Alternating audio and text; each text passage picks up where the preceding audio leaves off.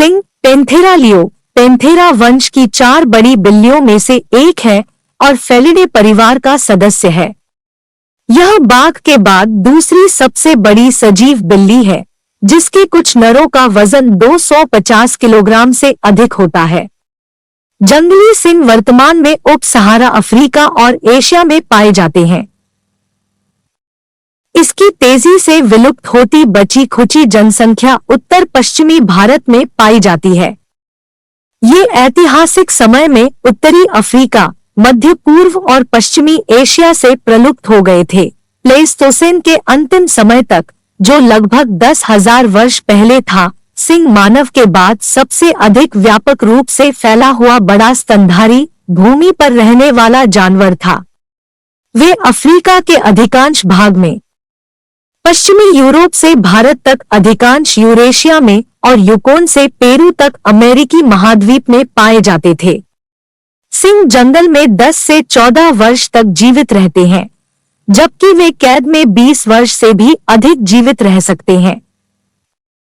जंगल में नर कभी-कभी ही 10 वर्ष से अधिक जीवित रह पाते हैं, क्योंकि प्रतिद्वंद्वियों के साथ झगड़े में अक्सर उन्हें चोट पहुंचती है।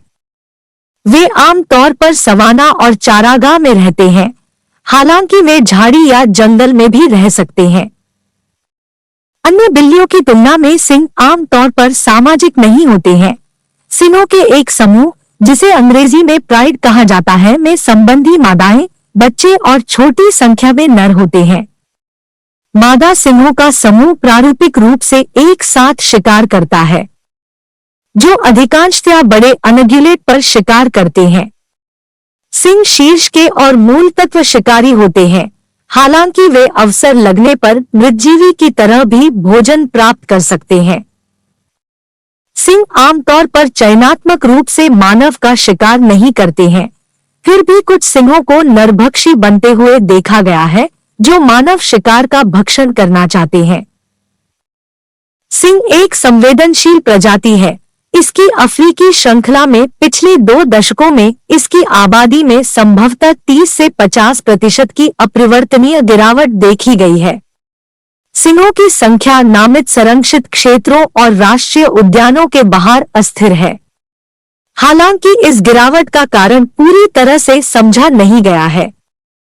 आवास की क्षति और मानव के साथ संघर्ष इसके सबसे बड़े कारण है।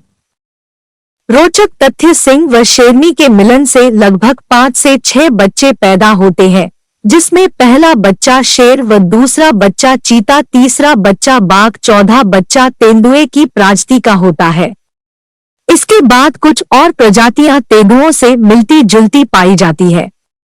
गत पाषाण काल की अवधि से ही इसके वर्णन मिलते हैं, जिनमें लेस्कॉक्स और चौवेट गुफाओं की नक्काशियां और चित्रकारियां सम्मिलित हैं।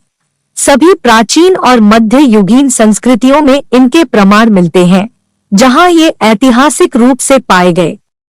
राष्ट्रीय ध्वजों पर, समकालीन फिल्मों और साहित्य में, चित्रकला में, मूर्तिकला में और साहित्य में इसका व्यापक वर्णन पाया जाता है।